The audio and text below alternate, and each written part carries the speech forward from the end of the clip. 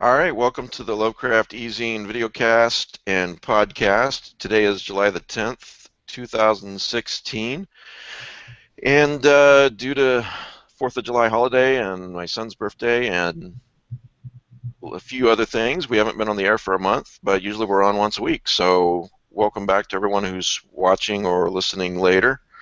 Um, Today's guest is Mercedes Yardley, author Mercedes Yardley. So Hello. thanks for being here, Mercedes. Thank you for having me. And let's do quick introductions with everyone else, and then we'll talk to Mercedes. I start with Rick and work our way over. Yeah, I'm Rick Lay. I've written books on Doc Savage and The Shadow, mainly studies of those heroes, and I've written some pulp hero fiction like Shadows of the Opera. Pete. I'm Pete Rollick. I'm a short story writer and novelist, and my latest work is Reanimatrix, coming out in October. You have a print copy already? I have one advanced reading copy. One. Oh, okay. Thanks, Pete. I needed one. I see how it is. Whatever. Absolutely, Matt. I will send it to you. I got the doc file. By the way, did you want me to clean that up a little bit? Change? No. Everything in that doc file has already been cleaned up. No, I can fix it though. There's a No, few. it's already been fixed. My editor has already taken care of it. Yeah, but I'm kidding. I haven't even started it yet. So, Matt. Hi, I'm Matt Carpenter. I edit sometimes for the Lovecraft eZine and Altar Press. And Kelly. Hi, I'm Kelly Young. I am the executive editor of Strange Eons magazine. So, again, welcome, Mercedes. And for those out there listening and watching who don't know who you are, could you maybe start from there and assume there's people out there who don't know who you are and explain who you are and when you started writing, all that good stuff? Yeah, well, nobody knows who I am, so I'll be happy to. We know who you are. Well, you better, Mike, just because. So my name is Mercedes M. Yardley. I write beautiful horror, tends to be my niche. I've been writing. I started publishing I published my first short story in 2008. So that was my beginning there, and I have, I think, 4 books out, plus a bunch of anthologies and different things that I'm in. Pete and I are in a lot together. We were just talking about that. But yeah, so that's me. That's what I do. What are the 4 books that you have out so far? I'm like, now I'm going to remember that there are more. I have Nameless, The Darkness Comes. That's the first book in the Bone Angel trilogy. I'm writing the second to that right now, and that's hopefully going to be out in around November. So I have Pretty Little Dead Girls, a novel of murder and whimsy. That's my favorite book I ever wrote. I have Apocalyptic Contest and Queer Lulu, A Television of Love, which is kind of my stab at romance, but it's very dark, very lyrical, very beautiful, and very tragic. And I have, let's see, Little Dead Red, which is a story, a retelling of Little Red Riding Hood that just won the Bram Stoker Award. And I have Beautiful Sorrows, which is my first book. It's a short story collection, and then a whole bunch of just little different anthologies. You said just a minute ago that you write beautiful horror. I think you said, and I believe I saw in another interview or read in another interview where you referred to it as whimsical horror as well. Would you talk about those two things for a minute? Yeah, I write a lot of dark, pretty things, but I think that the things I write don't tend to be so all-encompassingly dark that they're overwhelming.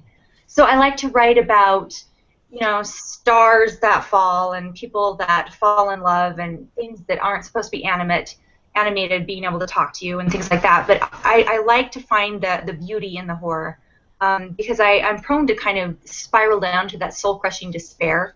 And I like to not do that to my readers or to myself. So I'll write, dark, scary things, but they're very lighthearted, like Pretty Little Dead Girls, for instance.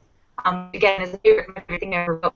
It's a fairy tale with a high body count, is how I tag it. It's very sweet, it's very pretty, it's very lyrical. People are getting murdered left and right. People's getting their eyes popped out. They're getting thrown in dumpsters. but at the same time, people are reading the story and being like, "Oh, I feel so good after reading it," which is, kind of what I like to go for, I guess. So this will be a HBO miniseries at some point, then, basically. I would love that. Put that plug in, Mike. Yeah. Do you consider it? We in this pond, I guess we're sort of under this umbrella of weird fiction. Do you consider yourself under that umbrella, or no? You see it as something different? Are you asking me if I'm weird? I'm Publicly. asking. Well, you can't come on the show unless you are. So we already know the answer to that question, as well as the hosts. But no, do you write weird fiction in your opinion, or is it different?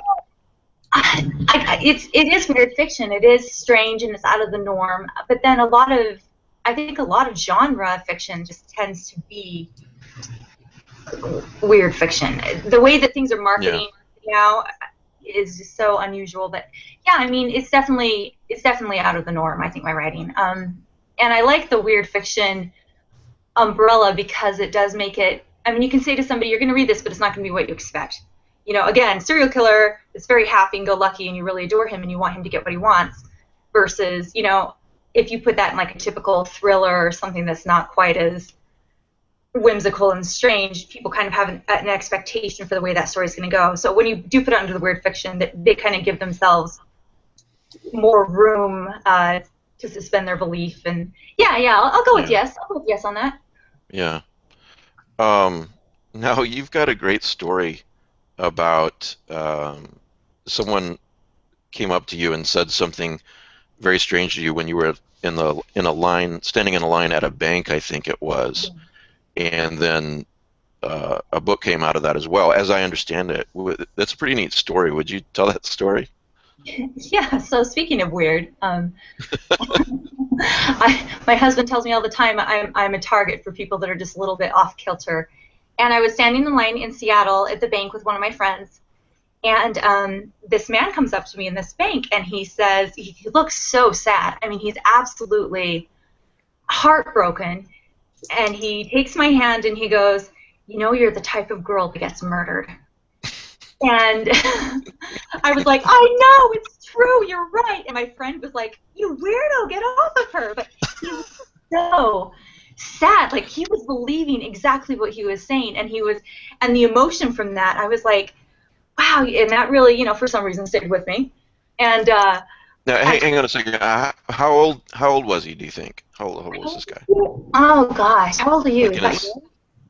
How old am I? Did you just ask me that? He's about 60.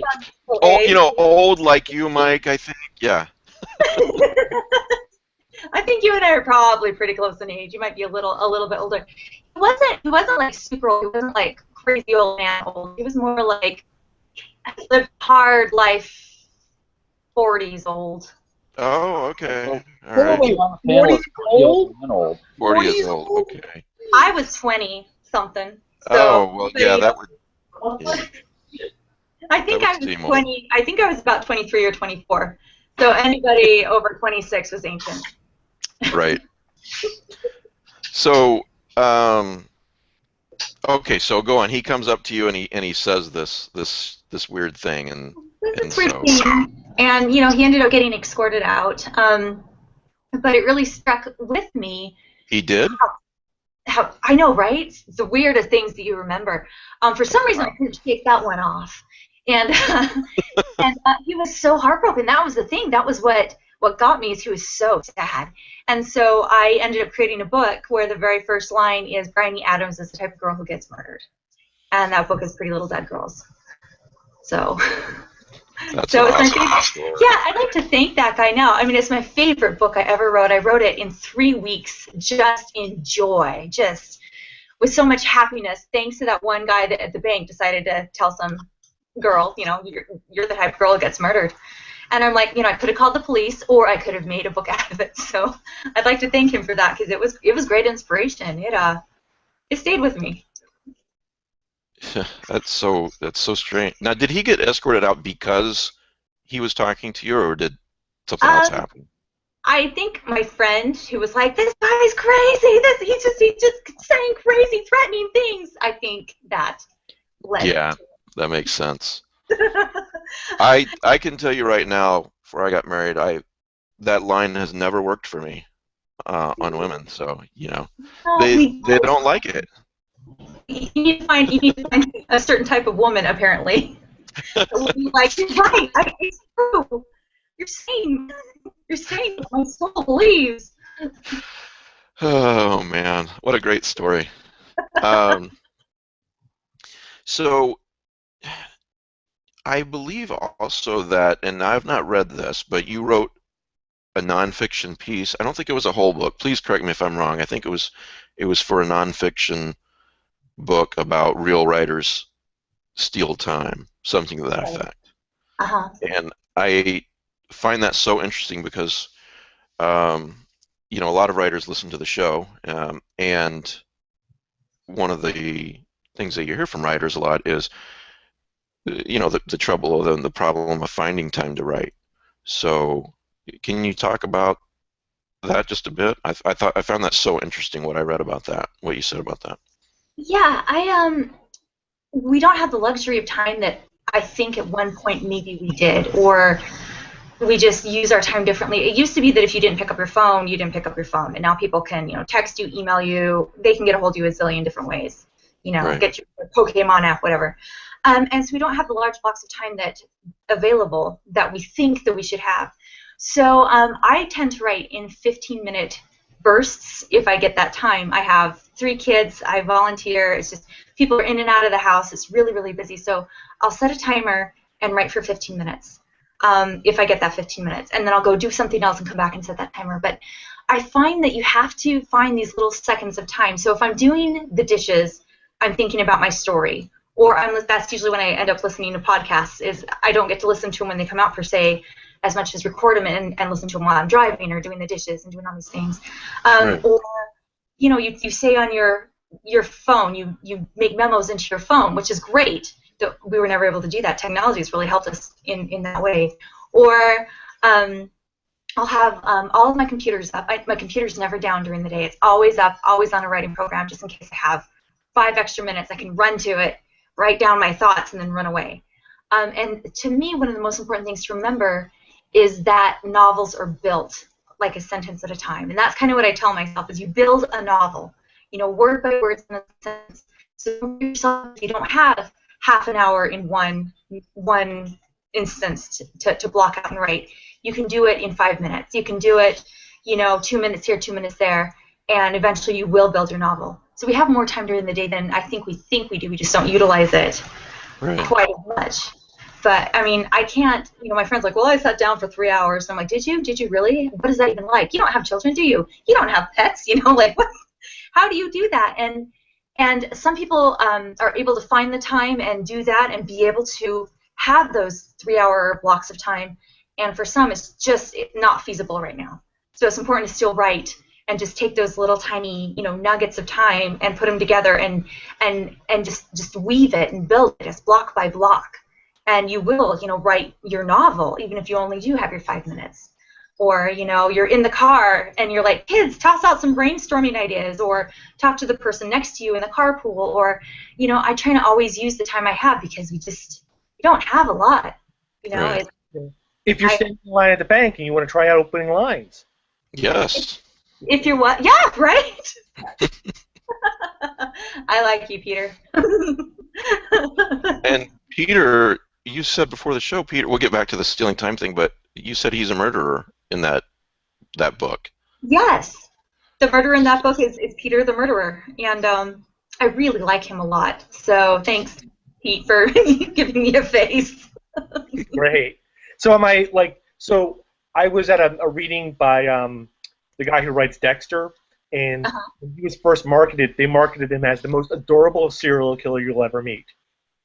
And, right. And some little old lady stood up and asked Jeff Lindsay, "Do you really think he's adorable?" And Jeff Lindsay's like, "Yeah." Wasn't there also a movie called from about 15 years ago called The Minus Man, with Owen Wilson. He's like a really, really nice guy who's a serial killer. Did you guys see that? I think I remember the title. I don't remember seeing the movie though. I think it's on Hulu right now because I was scrolling If through it only the we other had day. this thing where we could look things up. If only. You know, technology will advance to that point someday. Yeah, I just remember it as being, it was 15 years ago, but it was a really interesting movie, you know, a really nice guy who's a serial killer. So, Oh, I'll have to watch that. yeah, The Minus Man. Minus Man. So, yeah, stealing time, you know, practically speaking, I don't know if you do this, everyone's got their favorite technology, but I use Evernote on my computer, and I've got an iPhone, and I've got the Evernote app, so I'm waiting in line to in the car line at school to pick up my son, and I think of an idea or a sentence on something I'm working on, and I've got all these notebooks and folders, and I can just put it on right onto the iPhone, and then when I get home, it's there on the computer. So, Awesome. Yeah, I haven't yeah, used that, but I'm learning how to use different apps and things like there's one called Self-Restraint, which is, or Self-Control, which is for Mac. Self-Restraint's for PC, and they're free apps. They're free programs you can download. And you put on, like, I'm not going to go on Facebook for, 13 hours. And it will block you. This like, oh, server can't find this. And I hate that I have to resort to things like that, but I do. I'm a child. I admit it. So whatever yeah, works, right? I'm learning about different apps to kind of help me help myself, because I fall down the Facebook hole a lot, or the Pinterest hole. I'm Yeah, researching. yeah, and it's easy to do, you know. So, um, what inspires you besides what you've talked about up to this point, to in your writing? Where do you begin? Does that make sense? Yeah. I begin from a lot of different places. Like sometimes it will be, I'll hear a song or a lyric and it sparks something in me, or a lot of art. When I was saying, hey, I'm in Pinterest. I'm looking up art and pictures and things. Like I had a story come out called Water Thy Bones, which is in the Gutted anthology that just came out from Crystal Lake, and it's an amazing anthology. And the story for that was inspired by this picture of a skull that was like cracking in half, and there were flowers coming out of the middle of this skull. And I'll see something that just kind of pleases me or tickles my brain, and then I'll hurry and write it down or save it, or and then later on just explore it. I'm not a plotter, so I'm like, okay, let's what has to do with these flowers bursting out of a skull? Why would they do that? And it could be something as literal as there is a guy that kills people and puts flowers inside of their skulls like flower pots, or it could be like she grows flowers under her skin, and just take whatever seed flowers, get it? Take whatever seed is there. I see what you did there. How could you not? It was so blatant. Oh, I'm ashamed. And just run with it, And I try not to put anything out of bounds. Like, okay, well, I'm not going to do that. I'm going to write completely literally this time, because then I find myself going off into something fanciful. Or this time it's only need to be surrealism, because then it ends up being. I don't listen to myself very well, and so I have a habit of disobeying, and so I try not to put boundaries on it, because then I'll just screw those boundaries and end up with something completely different. So. Do you plot in general, say for novels? Do you kind of know where it's going, or do you just sit down and write I sit and down see what and happens? write. I sit down and write. And speaking about Pretty Little Dead Girls, which we've been talking about a lot lately. Sorry. No, it's good. It sounds like I think you said that's your favorite. I think I It thought I is. saw another interview. So It is my favorite, and I think it's probably the truest to me, because it's very different and unusual. And but the idea is, the first line is she's the type of girl that gets murdered, and the whole premise of the book is fate has decreed that she's going to be murdered, not killed, not died, but be murdered. And everybody knows it. They just look at her and they're like, oh gosh, that's so sad. Like this guy in the bank. That is so sad that you are this girl. I'm so sad for you. So the whole thing is, when is she going to be murdered, and how's it going to happen, and she wants to live, and so I get to the climactic scene, right? And I hadn't plotted any of it out. I'm exploring these characters as they come up. I'm exploring what happens. So I'm at this scene where I'm like, okay, this is the do or die scene. I had no idea what was going to happen. I'm like, does she live? Does she die? What happens? I don't know. And I'm writing it. And I'm like, oh, that's what happens. But I don't plot. So doing a trilogy for me is like, that's been so insane because I don't think that far ahead. And now it's a completely different piece. So it's been fun, but it's been like, I have to plot a little bit, and I'm not used to it. I'm not used to that at all, sir. Well, I'd like to mention to the audience that Pretty Little Dead Girls, a novel of murder and whimsy, well, first of all, it's not only available in print, it's also available at audible.com. You can get the audiobook version. But I noticed this and several other of your books are available on Kindle Unlimited. So, it's on Kindle. It's only $3.99 if you're not on Kindle Unlimited. But if you like Kindle and you're on that program, you can borrow the book. So that's how the program works, and read it. I think all 3 to 4 of your books that I pulled up are on Kindle Unlimited. So anyway, that was for the audience. Who are some of your influences? The basics. I grew up with Edgar Allan Poe. Irma Bombeck, who I think should be a basic for everyone, even though she's not. Are you familiar with her at all? Oh, yeah, I read her when I was a kid. Yeah, me too. Me too. I love her stuff. So her, because she would make everything hysterical and ordinary things and turn them into books. I really like that. It wasn't like, you're on some grand adventure all the time. She's like, I'm going to the grocery store and this happened, and she makes it really entertaining. Neil Gaiman, I love his stuff. So dreamy, and he and I are in a lot of anthologies together now. And one day, Neil Gaiman, you said. One day he's going to be delighted to write with me. You're smiling like that's not going to happen, but it will. No, that's not why I'm smiling. I actually met him at a signing. And I was so dorky, and we had already been in an anthology together, and I'm like, I should probably, just mention just so he knows I'm a writer. But I threw down my book, and I had him sign Stardust, because that's my favorite of his. And I'm like, I love your writing. It makes me so happy. And he looks at me, and he goes, well, thank you. That's why I write. I want to make people happy. And I'm like, okay, bye. And then I was like, what? Just what? I do that when I meet people that I really like. That was a moment. I have not met him personally yet. I think Pete has, but all indications are he's a really, really nice guy. Yeah, he was really nice. I got to sit front row in one of his talks at this conference because I was sitting in line and I thought I was waiting for the bathroom, but it turned out to be one of his talks, and I was like, well, I'll just hold it and go to this. And it turned out that you thought you were waiting in line for the bathroom, but it was a Neil Gaiman talk. You will find out that I'm exceptionally hapless. I don't know where I am half the time. It's fine. I'm used to it. But so it turned out that when they set up the chairs, they set them up facing the wrong direction. And so the woman in charge is just freaking out, like, we're not going to get the stages over here. The chairs are facing the wrong way. He's going to be out in 5 minutes. And I said to her, I'm like, well, we really like Neil Gaiman. What, do you want us to just flip some chairs around for you? Just us in line? And she was like, yes. And then she let us all sit in the very front, which was really nice. Oh, nice. Yeah, and just he was so nice, and so he cares about what people say. He listens to what people say. I wish I had a chance to chat with him after that, but seriously, as soon as that was done, I was off to the bathroom like, you have no idea. But it was just such a great thing to see him. Just from what I've seen, and my friends were at this party that he was at that I didn't get to go to, like he is as real as they get. And I mean, I want to be that. I want to be, I don't know, to be that real if I ever achieve anywhere close to the level of success that he has, Yeah. Or maybe I'd just be living in a tree instead. I don't know.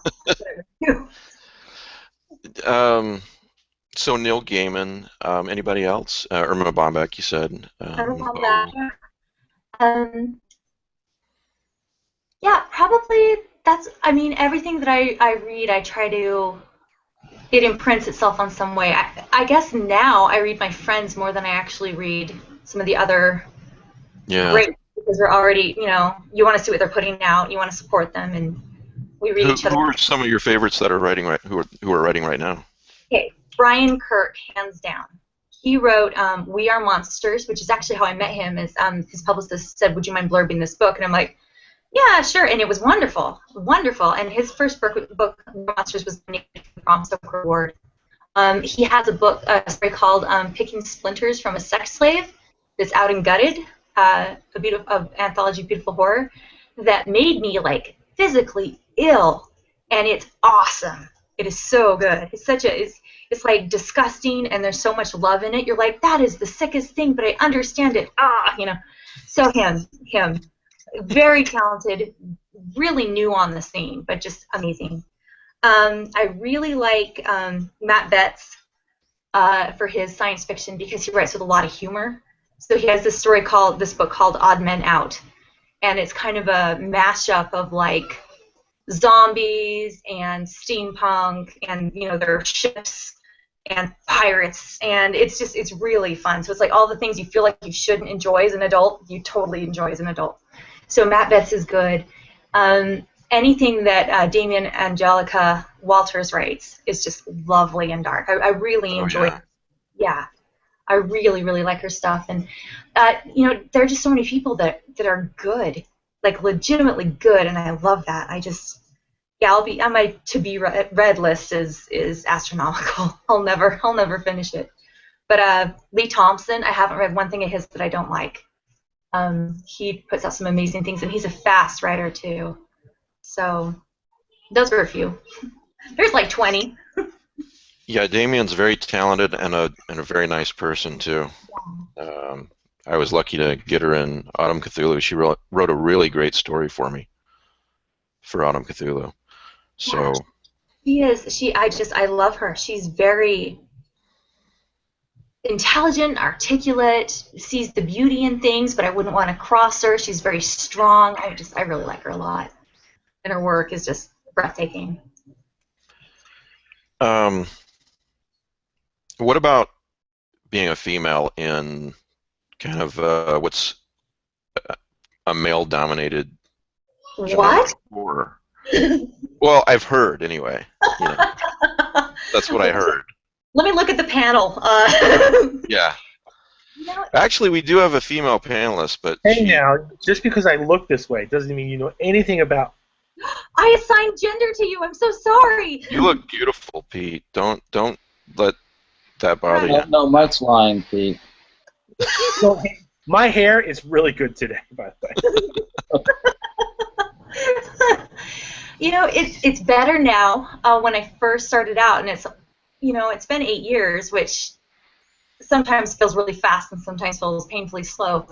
It felt like a totally different beast because I was brand new. I didn't have like any friends in the horror genre, and there are so many places that I felt like people are kind of patting me on the head, like, "Oh, isn't that cute? You want to write something scary? What do you know about scary?" And it's like, dude, I'm a woman. I live in Vegas. I know all about scary.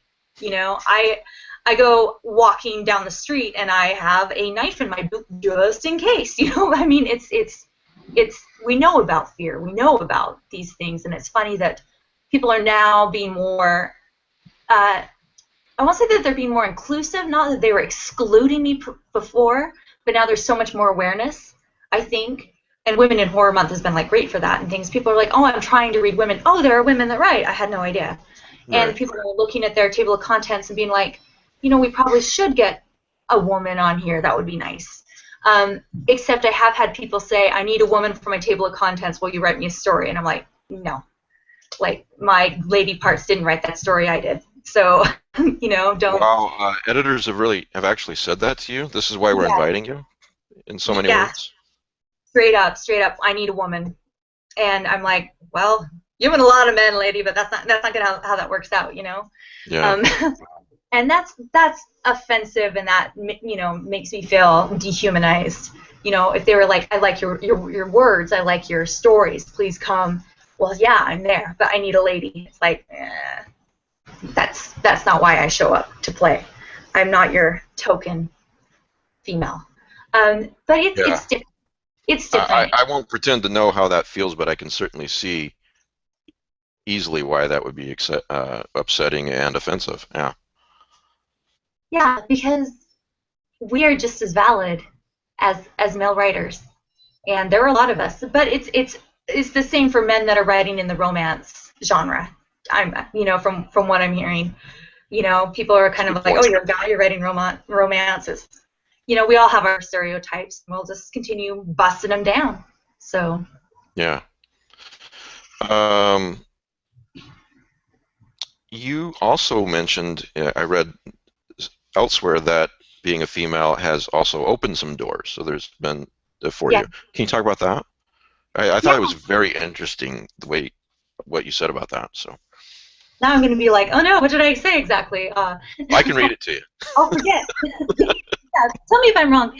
No, but part of it has been that there is the novelty of it, being a female, and that people are interested in what a woman has to say, and you do get invited to things for the novelty. I own it in like a better way, but. Well, what you said in the interview that I read was. My writing voice can be very pretty. I'm allowed to do that. I can explore horror in a gorgeous feminine voice, and that allows me to stand out. That's true. That is really true. Good words, Mercedes. That's very true. Well, I was mentioning Lee Thompson. He writes in a beautiful feminine voice, and I think Neil Gaiman writes in a beautiful feminine-esque type voice. But for the most part, most men's horror seems to be, just kind of. I mean, there's the lyricism with different writers. Everybody has their own voice, but being a female, I am able to say things like, "Oh, it was gorgeously done," or they felt like flowers, or her eyes were tulips, and things that men get mocked for a little bit. And I think that's just stupid. Like a Gamut magazine that I work for now, we read everything blind. That's one of our submission rules. It's going to be read blind. We don't care if you're a man. We don't care if you're a woman. We don't care who you are in any way, shape, or form. We care about the story. And I like that aspect. I like being able to write what you want to write who you are, and don't. I hate these labels that are put on us. I hate you have to look like this. You have to be this way. And in fact, I don't know if you knew, but I shaved my head last year. And a part of that was I was tired of being like, oh, here's the pretty little feminine writer. Here's this, and I was like, okay, you know what? And it was like suddenly, I had readers that wrote me like hate mail.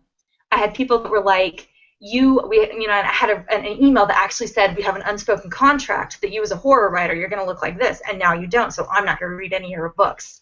And Jesus, I'm like, seriously?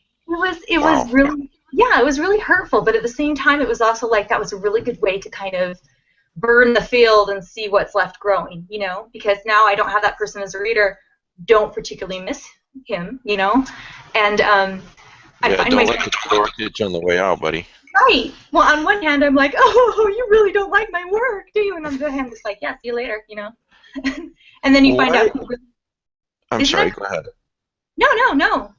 Why in the hell would people why were they so upset that you shaved your head?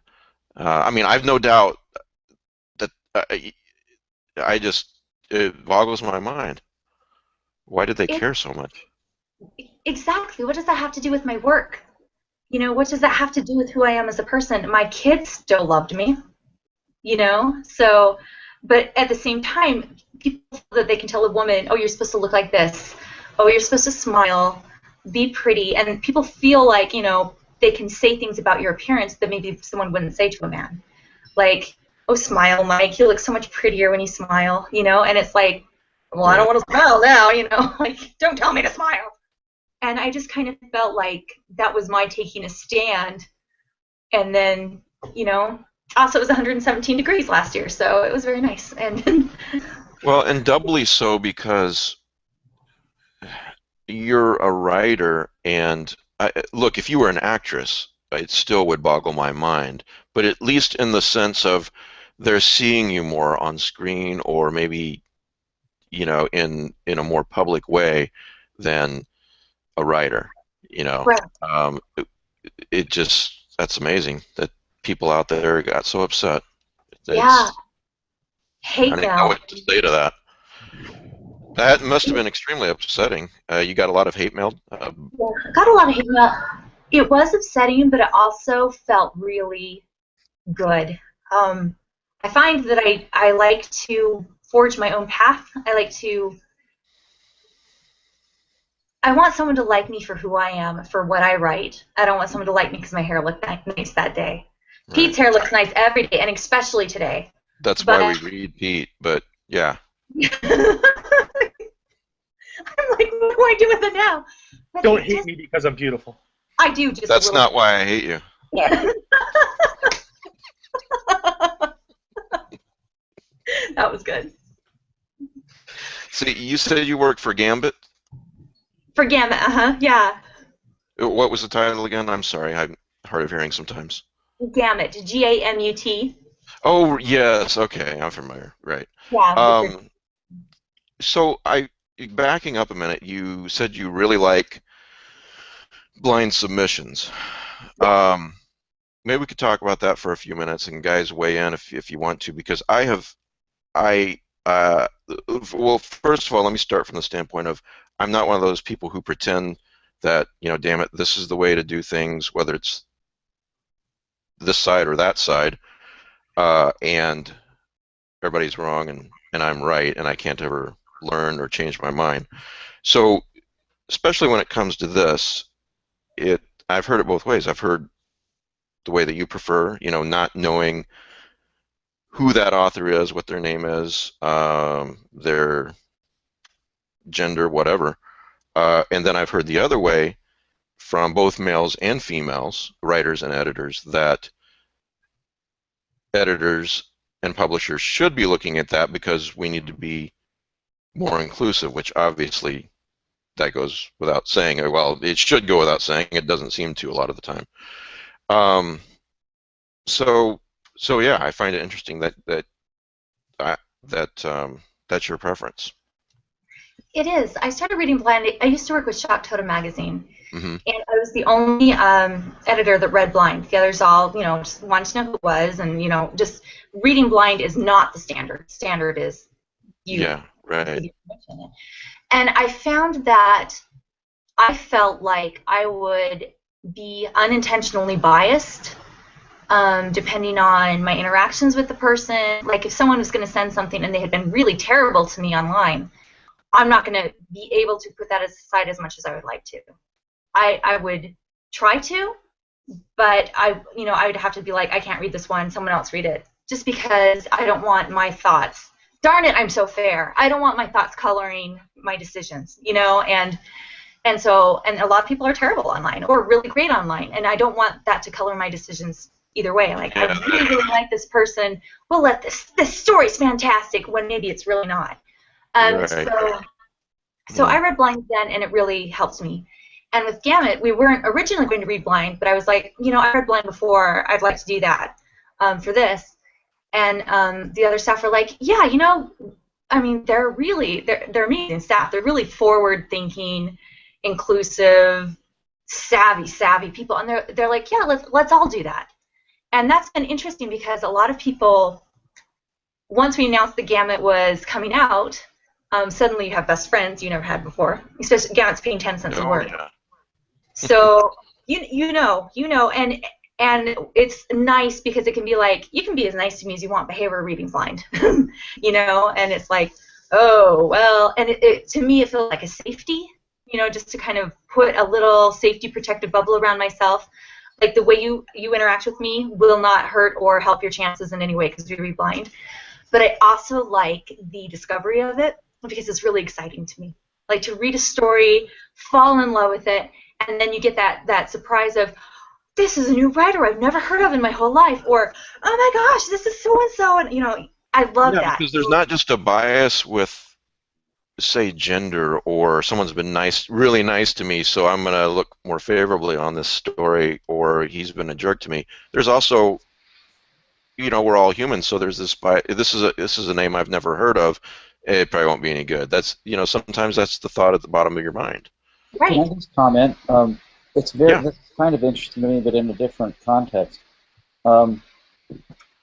Symphony orchestras had to switch their auditions to blind That is, the director and the 2 or 3 people rating the musicians auditioning are on one side of a screen and the musician is on another. They don't see anything about the gender or the race, and they just listen to the music.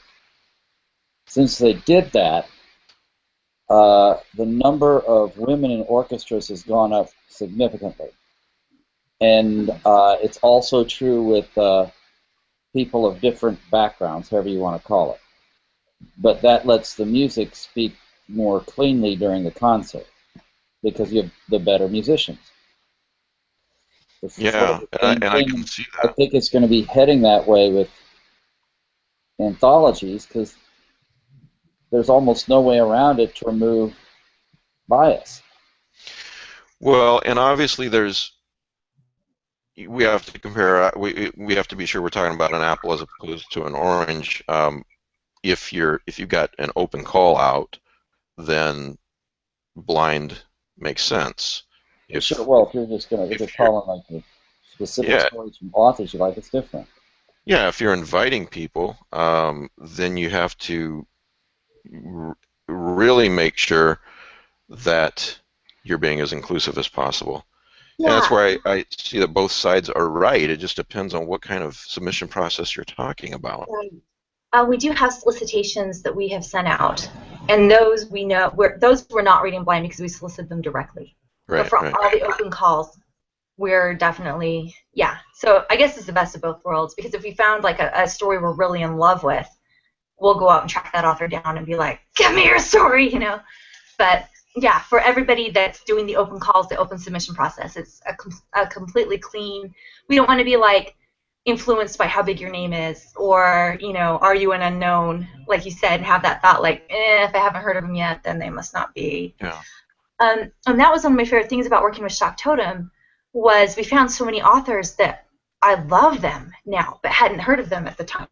You know, and it was so cool that's one of my favorite things about working with magazines, is like, and that's actually where I met Damien, was at the Shock Totem forums, you know, and kind of like discovering these people and finding these gems in a whole bunch of,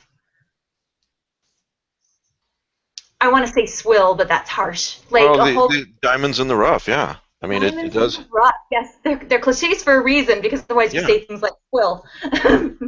Yeah, to find those things that are just gorgeous and unknown and unexpected. So it's really exciting for me, and that's the selfish part, is I like to be excited a lot, and so to like read something and then be like, oh, after you accept it or decline it, getting to find out who that is or what that, I love that.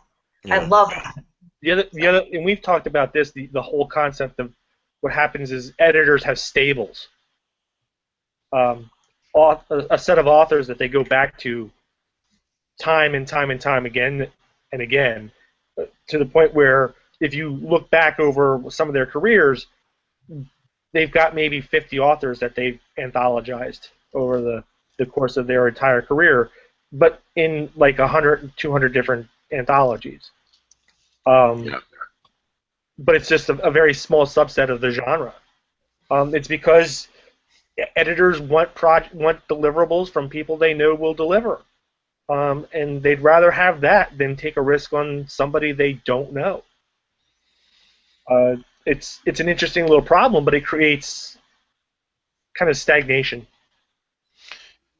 It does, and you know, one of our jobs as editors is to find those new voices, as well as, you know, people love, okay, Laird Barron, so if we can afford him in an anthology, let's get him, you know, or whoever. So Matt mentioned, I thought that was a really great analogy with the symphony example that he mentioned just now. How is that shaking out then, with the blind submissions, or reading them blind? I'm sorry. Do you find, as Matt said, that it is more? Do you think it is more diversified than it would otherwise be? Well, we haven't officially opened to the open call yet. That starts next month. Mm-hmm. So we've read, you know, the things that we've all read now have been solicited submissions that we've gone and tried to find. But I know when reading blind with Shock Totem, just for me, I was picking stories from people that I had never heard of, I was finding that some of the stories I kept not liking would be really well-known authors that were kind of trying to phone it in at that point, just kind of like, and I think that caused a little bit of, I think sometimes when you get a certain level of success, you kind of have a tendency to feel maybe that you don't have to put your best work out because people want something from you no matter what. And we would be like, no, thanks, we're not interested in that. And the authors would be like, what? But it was interesting because some chose to be kind of offended by that, and some chose to be like, well, then I'm going to give you the best darn story you've ever seen. And they do, So I like to think that it helps people up their game a little bit too, because you can't coast anymore. It has to be phenomenal because I don't know or care who you are. It's blind. So I like to think that we would get maybe some trunk stories, and then we would get some stories like, well, they're seriously turning me down. Well, okay, and then something phenomenal. So I like it. I think it kind of does force people to work harder and up their game, because there is kind of that stagnation. You kind of hit a level and sometimes and just kind of kick around for a while until you galvanize yourself to go up the next level, and then you kick around a while. And I kind of felt like this helped people, and including me and my work, because when people are sending in better work and you're reading it, your mind tends to be full of better work. You always want to read better than what you are so that you can aspire higher. You don't ever want to, read the slush pile and dumb yourself down. You always want to read better things and be better. I think what artists do. So I think it kind of helped all of us to kind of up our games a bit. So I hope that will be the case with Gamut, but we're already, I don't know, we already have a lot of people like, oh yeah, as soon as those doors open, we're sending stuff in, and I'm excited. It's going to be really exciting. And anything Richard Thomas does, he's phenomenal. Like, I'm sorry, I didn't catch that. Anything that Richard Thomas does, the guy in charge of Gamut, he doesn't sleep. Yeah. He's amazing. So my goal is to keep up with Richard.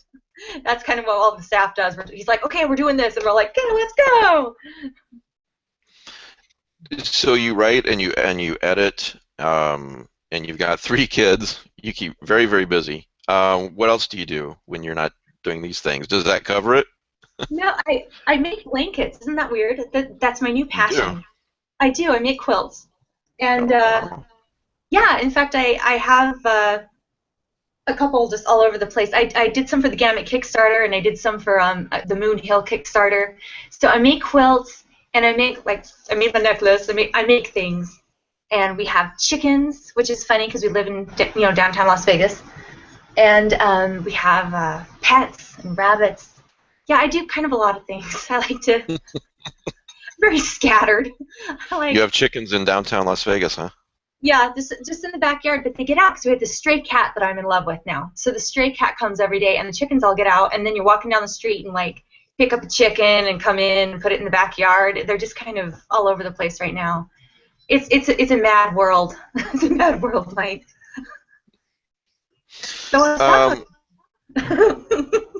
So what do you have coming up in the next 6 months to a year? Anything you can talk about yet? Yeah. Going on right now for Heroes of Red Hook, which is Lovecraft stories. 1 second. You kind of garbled there. I'm sorry. Do you mind starting over? Yes. The Heroes of Red Hook anthology. We're doing a Kickstarter for that. I think we're $200 away from being completely funded. And it's H.P. Lovecraft's like the Red Hook area, but it's written by minorities. It's written about different characters from different backgrounds. And mine is called Ivan and the Herding Doll, and it's about a Russian immigrant and this doll his grandmother gave him, and he's like, what do I need this doll for? And it has to do with all these Russian fairy tales that come true. So if that gets fully funded, that will be out soon. I love that story. And I have a novella, a sequel to that, if we reach that stretch goal. So that's sounds like you'll probably make it. It sounds like what? Sounds like you guys will probably make it. I hope so. We're very close. Like under $190 now. Oh, really? Yeah. Yay! I hope in the next few days. So I'm stretch goal number 8. If we get to stretch goal number 8. I'm doing the sequel to the Bone Angel trilogy, which should be out in around November. And then after that, I'm doing the third to that.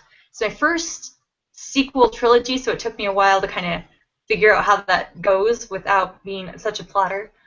I think that's about it. Yeah, I had a whole bunch of. Oh no, The Lost Citadel is coming out. I'm in that. It's a shared worlds sort of dealio, and then there's another one coming out from Ragnarok Publications about places that inspire you called Genus Loki, I think, and I'm in that. So I don't know when they're all coming out, but they are. So I guess my last question is, you guys, if you have any questions, please jump in. But for those who have not listening to this or watching this who have not read anything of yours yet, well, let's say novels, would you recommend that they start with Pretty Little Dead Girls and go from there? What would you recommend? You know, if you like whimsy, yes. If you're kind of want something more grounded, I would go with Apocalyptic Montesa. That's a little more the lyrical language in Pretty Little Dead Girls is kind of very high and like, oh well, reader kind of fairy tale narration, and some people don't like that so well. So sort of a Neil Gaiman type of. Yeah, kind of Neil Gaiman. Like I'm talking to my kids and we're off to have a party.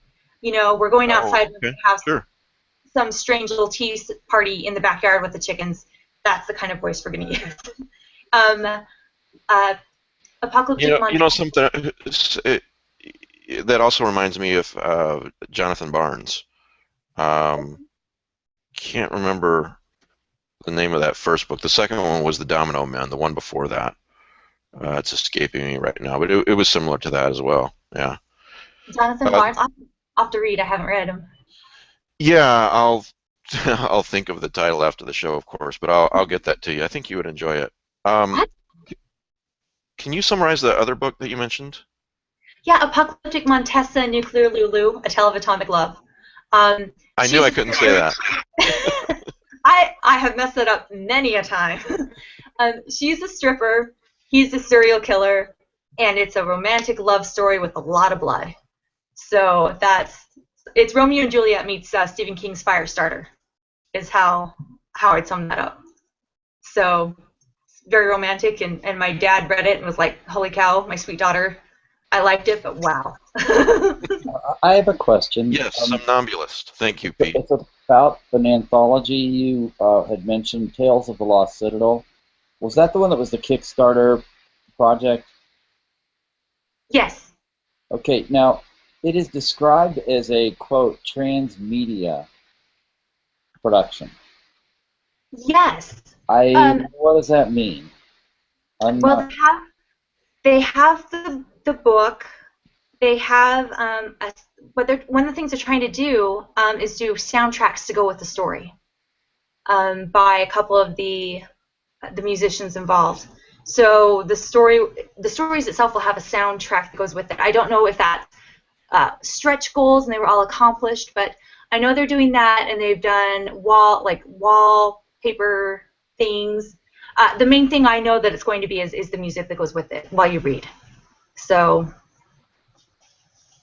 there we go. Okay, that's actually, it's more of a thing these days that people are trying to do. Sometimes it gets off the ground and sometimes it doesn't. I believe, was it Spectral Press had planned an entire chapbook series, Mythos and Music. Of course, then they never got off the ground. They ran out of money and the whole thing tanked. Now they think they don't even exist anymore. So yeah, that money thing is a bitch. Yeah. Yeah, damn it. For publishers. All right. So, Mercedes, you let your parents read your stuff? Well, my mom won't read my stuff, and she's a librarian, so that kind of hurts my feelings. But my dad has read everything I've put out. Okay. And I can't do I'm that. Daddy's little girl. And they're watching right now. No, they're not. We're No, good. they're not. My parents think that my children were created via Immaculate Conception. So Yeah. You're still innocent. Yeah. So for my dad to read some of my stuff, he's like, well, there was a lot. They slept in blood, a lot in that, but I really liked it, or I really liked how you said this. And my mom, who hasn't read hardly anything of mine, she calls up the other day and she's like, I'm reading Little Dead Red, which is the one that just came out and I won the Bram Stoker for, and is the darkest thing I've ever written. And I'm like, Mom, out of all of them, how about this one? Why not The Boy That Hangs the Stars? It's, what about this one? Or, oh, this is a cute one. She's like, no, I'm reading Little Dead Red, and I really like it. And I'm like, you're like 2 pages into it, aren't you? And she's like, yes, they're making soup. I remember how we used to make soup. And I'm like, this is not going to end well. Once we get past the soup, yeah. I see your childhood in this. And I'm like, yeah, well, Mom, yeah, it's Little Dead Red, Mom. Little Dead Red. So She's don't. screaming things like, what did I do wrong? Things of that nature. Yeah, so I'm still waiting for the day that she doesn't pick up the phone, and I'll know she's finished that story. Congratulations on the Stoker, by the way. Thank you. Okay, so, and I guess we maybe just briefly summarize the trilogy again, if people would rather start there, if a reader would rather start there. So the trilogy is called the Bone Angel trilogy. It's an urban fantasy. It's about a girl named Luna who sees demons, and everybody just assumes she's crazy. Mm-hmm. And I was getting my motorcycle license while I was writing that book originally. So I was all like, yeah, she's a motorcycle, and it's awesome. And, I love the motorcycle. So the first one came out. I'm in the middle of writing the second one, which is called Soulless, the Demon Prince. And then I'm starting on the third. So they're all going to be out. The first one came out for a while, and the next two will be kind of bang, bang, out together quickly. But they're really fun. They're snarky. They're dark, of course. I mean, she sees demons and people die and things like that. And it talks about things like suicide and drug abuse and some real-world problems, and then things like something demonic, trying to steal her bike while she's not looking. So maybe not so real-world problems. But she's a really fun character with a sense of humor that's just snarky. And she's totally incapable, and that's what I love. Like, people are like, oh, a Demon Slayer book. And I'm like, no, she doesn't want this. She just kind of, crap, I can see the demons. They, show up in the frozen food section at the store, and it wrecks her day. She's not a slayer. She's just, so over it. She's a millennial, So that kind of, that concept is so interesting in stories because it basically asks the question, what is reality? One person's reality of seeing these demons to another person, well, they're just nuts, so. Yeah, I like what is that. Real and how do you know what's real?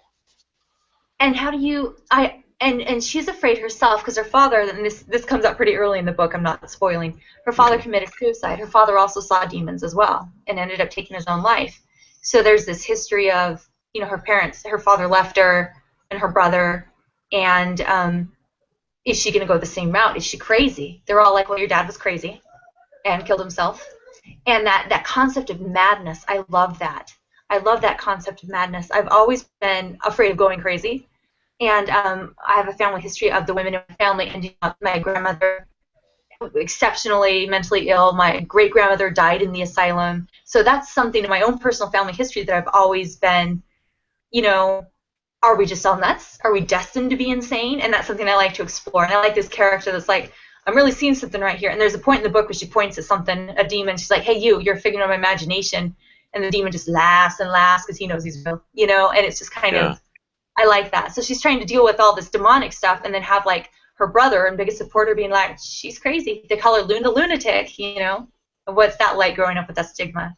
Sort of Philip K. Dickian in a way. His fiction and a lot of it, especially, his fiction and his nonfiction. There's a book of his essays called The Shifting Realities of Philip K. Dick, and a lot of his essays in there explore that, what is reality and how do we know that guy in the asylum that says he's seeing these things isn't really seeing these things, Right. So. I love that. I'll have to read that. You've given me you've added to my list. Thanks, Mike. Sure. It's a very interesting book. The Shifting Realities of Philip K. Dick, the book of essays by him. So, I'll pick that up. Kelly, I think you had a question for Mercedes. Yeah, hi Mercedes. Congratulations on Gamma Magazine. That was a big deal. Everyone was very excited about that. And I kind of wanted to know more about your asshole turtle, but what I'm really going to ask about is your Pretty Little Dead Girls is available as an audiobook on Audible, and you were talking about, I'm trying to figure out if I'm ordering it as an audiobook or as the Kindle version. Do you feel like the reader was able to get the whimsical tone you were talking about? You know, it's interesting because when I first heard it, I was like, whoa, she sounds really almost sarcastic with her reading. And I was like, well, I didn't see this as sarcasm.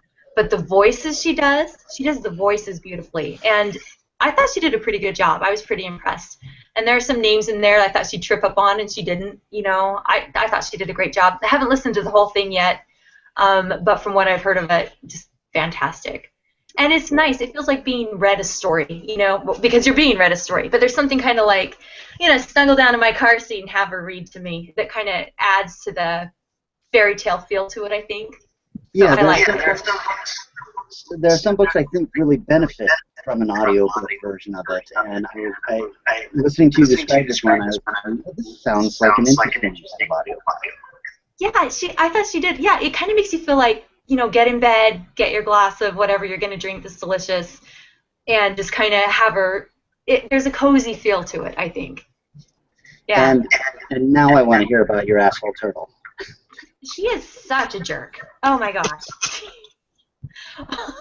She hates everyone.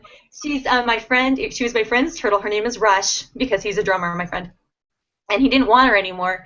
And he's like, it was his childhood turtle. And his mom's like, well, now that you're out and you're, you know, 35 years old, you need your turtle. And he's all like, I don't want her, Mom. Chicks don't dig turtles.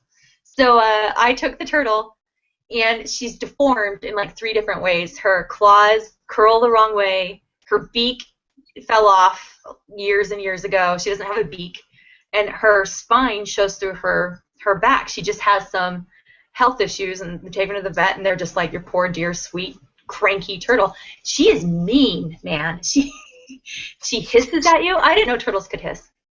But she'll hiss at you, and there are 2 people that she likes. I am not one of them. She kind of tolerates me. She hides from the children in her log. She likes my angry ginger, my best friend. She will hear my angry ginger come in and talk, and she'll come out of her log and stare at her. And she likes Pierce Brosnan. I kid you not. We put on James Bond movies just to get her out of her log, to make sure that she's okay and still alive. Yeah, she'll hear him talk, and she'll come out of her log, and she'll like look over the TV and then stretch her neck out. And then when he's done, she goes back in her log, and we don't see her again for like 3 weeks. So what does she do? She's not go our beak. She's insane. She's what? If she doesn't have a beak, how can she eat? She has like a bit of a beak, but like the end of it is gone. I'll see if I can get a picture of Her Royal Majesty, and I'll show you. She is bitter, and she's like, I don't know, 17 years old. So she's older than my kids. So it's like all worn away. She's like a geriatric old grandmother. She just, Got no teeth, bad feet. And hates everybody. And sometimes I take her out of the tank. We have rabbits. We have kind of a menagerie of animals, and they're all weird. All of our animals are kind of rejects. I'll take her out of the tank and put her by the rabbits, and they just glare at each other. And like a rabbit, our oldest one, we got him from a shelter, so we call him Sir Reginald Bunnington III is his name. But we call him Thug Bunny because he's from the streets. And he's mean, and he like, you know. So he and the turtle are like trying to alpha each other, and it's weird. See, now I want to write an urban fantasy with rabbits and switchblades. That thugs, yeah. And the other rabbit, his name is Beniculus Cage. My daughter calls him Yum Yums. So it's like Thug Bunny and Yum Yums, and they're gonna like shiv you while you're not looking. I'm sensing a very inappropriate children's book in your future. The first one I want to write, we had a rooster, and I want to call it the stupidest rooster because he was just such a dork. And like, he would lead all the hens to go. They sleep on our grill at night, like our cooking grill at night outside. That's where they roost. They roost on the cooking grill or in the tire well of the SUV. And I'm like, you guys are so dumb. And it was that rooster. He's like, this is the place to be, ladies. This is where it's safe. You look tasty. You know, let's roll around in some marinade first and then hop up on the grill. He was so dorky. And he got into a wedding. He broke out of my friend. We had to give him away. He broke out of my sister-in-law's backyard and like crashed a wedding. And they chased him around. And there were feathers everywhere at this outdoors wedding. And it just, I mean, he is alive and well and stupid to this day. His name was Chicken Noodle. And gosh. Wow, you really do stay busy. you have no idea. We had winter chicken dinner. We had 5-piece. All these delicious named rooster chickens. Yeah, this is what I do. This is what I do all day. Well, Mercedes, thanks a lot for being on the show. Really appreciate you having you on. And You're like, that's enough, thank you, goodbye. What's that? You're like, that's enough, thank you, goodbye. Oh, no, not at all. We usually do the first hour with the guest, and then the second hour we yak about whatever comes into our heads, and hope the audience finds it interesting. So.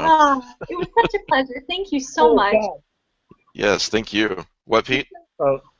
So my wife and child are painting the hallway right now, and I just heard the sound of paint falling.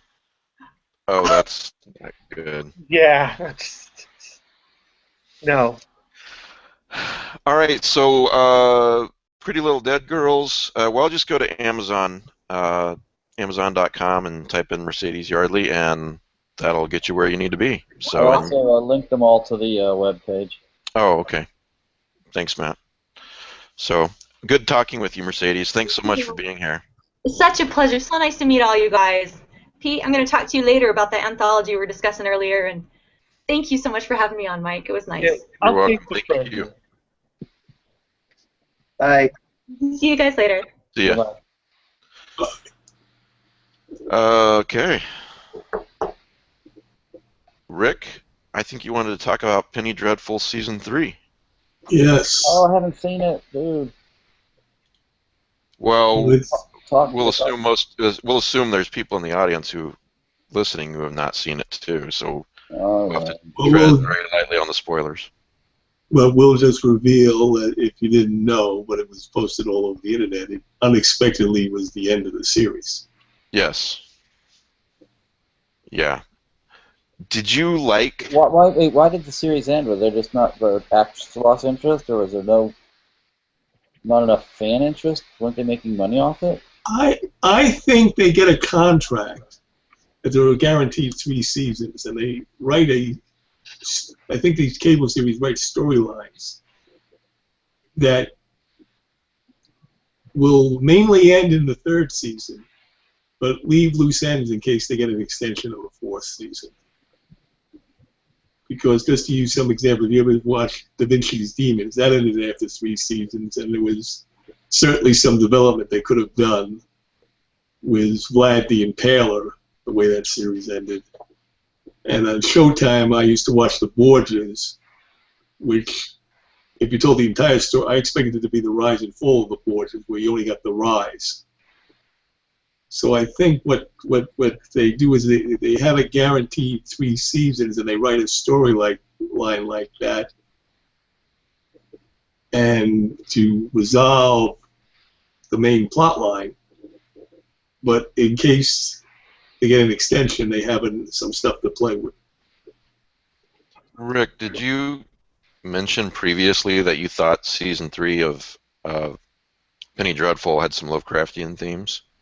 The first thing that again, the spoiler-free, of course, but well, this came out in the 2nd season, so it's all right. But I think they borrowed from Derlitz. Yeah. Derlitz made Cthulhu and Hastur half-brothers. Well, we now learn that Lucifer, or Satan, or the devil, has a brother, and he's Dracula, and they were both fallen angels. So and then they have a severe rivalry like Cthulhu and Aster. So I think that was borrowed from Derlitz. There's another thing that I won't mention here that I thought was kind of Lovecraftian towards the end of the third season. Did you like season 3 as much as you liked the other 2 seasons? I liked how they went into the West. That was almost like a Robert E. Howard story. Yeah. We even got snake gods, sort of. Yeah, you know, I think you're right. I enjoyed that aspect of the story more than the London. You know. Yeah, I agree with that too. I think also something to consider, it was rated 6th out of the 10 original shows that Showtime had on, and probably was number 1 or 2 as far as how expensive it was to make. And so that probably, you know, was as much to blame as anything for not continuing the story. To be honest, though, I agree. I found the stuff going into the West was a lot more interesting, but I thought that they really struggled to keep the interest going. You know, if it wasn't Lord Malcolm or now all the names I'm going to blank on now, but the werewolf and the main gal, who I can't remember what her character's name is. Vanessa. Yeah, the other storylines were starting to bore me. Victor Frankenstein's story was bothering me a bit. Dorian Yeah, it had Gray's nothing story to was do with boring. whatever the hell else was going on. I'm sorry? It had nothing to do with the other, in the third season at least, it had nothing to do with the other things that were going on. Yeah, they needed to somehow, the writing, you know, could have been tightened up so that everybody's story started mattering to each other's story. And Yeah. that just was not happening. And one thing that bothered me that I think wasn't resolved, when you saw last in the second season Dorian Gray's portrait, it was very different from what it wasn't an old man. It was Dorian as a young man in chains. Yeah. And we never found out what was going on there. Let me say something about Dorian Gray. I'm glad you brought him up. I've always had a problem with the way that extremely old characters or immortal characters are portrayed in most fiction. They don't write them with the level of, I don't know if I want to say maturity, but world weariness maybe, depending on the type of character it is, that is naturally going to come to a person who's lived that long. And with Dorian Gray, especially towards the end of season 3, when he's talking about, these are not spoilers, but he says to another character, and that's as far as I'll go, that something along the lines of, you think you were being original, I've seen this 1,000 times before, you know, I'm not jealous, I'm bored, you know, and that struck me as so true for someone who has lived as long as Dorian Gray has lived. Hey, Mike, have you read any of Barbara Hambly's fiction? I don't think so. It's been a while since she wrote, but she wrote these 2 vampire novels. One was called Those Who Hunt the Night, and I forget what the sequel was, but it was very interesting. The vampire Circus. Someone was killing the vampires of London, and they hired a detective to find out who it was. And in the sequel, he ends up delving into the life of this one vampire, and basically the guy has a little room in an ugly apartment, and there's a piano in it, and these stacks of books that haven't been opened in decades, covered with dust, and there's these old candles, and basically every night after he hunts or whatever, this vampire just comes back in and maybe sits at the piano or does nothing. And there was a commentary that she made about how do you fill up all those endless hours and how lonely it must be. And yeah. what does that do to your mind? It's a very interesting commentary on just what you were saying. There's a book called The Last Werewolf, and werewolves are in it and vampires are in it. Werewolves, if I remember correctly, they've got an extended lifespan. They usually live to be, I think it was like 400 or 500 years old in this book. Vampires live forever, and as old as this werewolf guy is, I'm pretty sure the book was written in the first person. He's talking about when he meets a vampire, how absolutely still they are. Just it's been, I don't know, 8 years since I read the book, but that struck me as true as well. So anyway, Dorian Gray, yeah, written really well. That's exactly how an immortal would feel. Well, I remember watching. There was Christ, I can't remember. It was a vampire movie. Came out in the 80s. I don't remember what it's called, but basically, the big complaint was that here are guys that are supposedly living for hundreds, if not thousands of years, and they make really, really stupid mistakes and get killed. Yeah, absolutely. And dumb. That is the fundamental problem with a lot of the vampire writing that you read, is that you say this creature has lived for thousands of years, yet they're going to go to high school and pick up a chick and take her out on a date and expose everything about their entire family and culture. And that's not how you live for 1,000 years. That's another interesting thing Barbara Hambly wrote about in Those Who Hunt the Nights. It's like the vampires of London, some of them are 200 and 300 years old.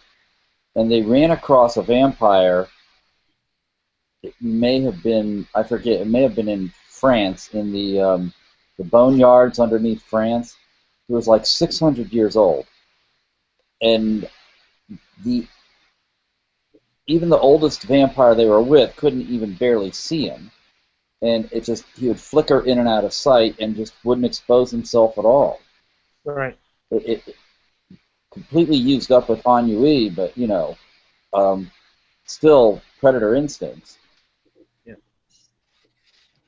Yeah, there's a movie I've mentioned before called The Man from Earth, and it's about a guy who just, through a quirk in his physiology, is 14,000 years old. And, basically every 10 years he picks up and moves. But in the movie, a lady that works with him says, she goes, "I love you," and he goes, "I know." And he's a nice guy. And she goes, "Is that it? You don't love me too?" And he says, "I'm extremely fond of you, but I've been through it too many times before."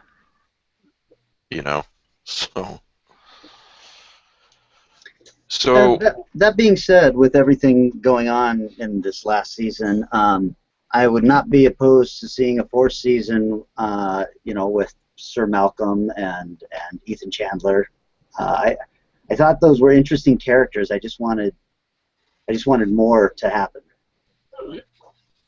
I agree. I was very suspicious about the female character they introduced at the end, Catriona Hardigan. Suspicious in what way? Well, I think there may have been a disguised crossover here. She is a expert with swords, seems to know a heck of a lot, claims to have had butchery in her background, and she's from the Scottish Highlands. It's almost as if she was a Highlander. I was thinking, because if they continue with it, and you could have her get involved with Dorian Gray, and you'll have two immortals.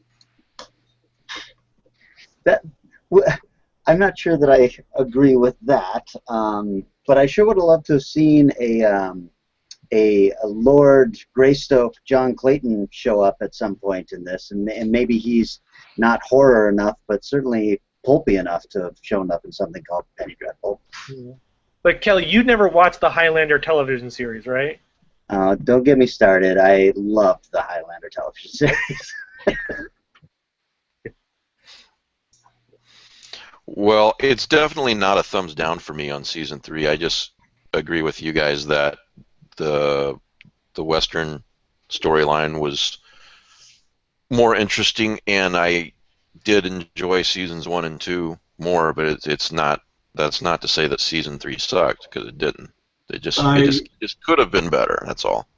The thing I really liked was just in the next to last episode when we finally learned why Ethan was a werewolf. Oh yeah. Yeah. Did that reveal very cleverly. Why? He didn't spoil anything. I just watched episode 1 yesterday. Look, Pete, they all know why they are all who they are by the end of the season. So. Yes. I didn't even know that Ethan was a werewolf. Oh, You watched episode you 1 mean, of the first. We watched episode 1 of the. One. all right, you can beat Rick up later.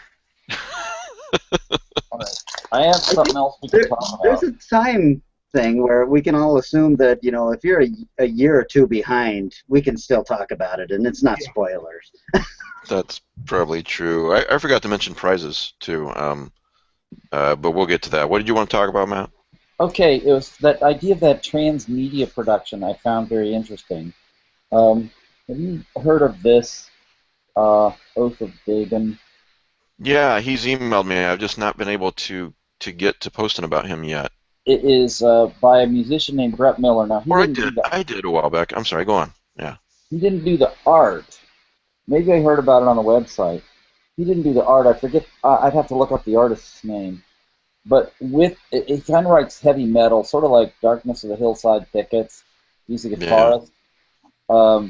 But each of the songs on his new album has a visual accompaniment. So you're supposed to kind of look at the art while you listen to the music. It's kind of like these books with a soundtrack. I just think this is kind of a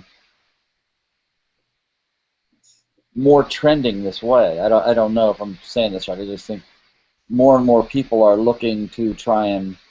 We've talked about storytelling in video games, how that is a different media for sharing a story, and maybe by stimulating you with the music and the visual at the same time you're reading the words, that you have a more immersive experience.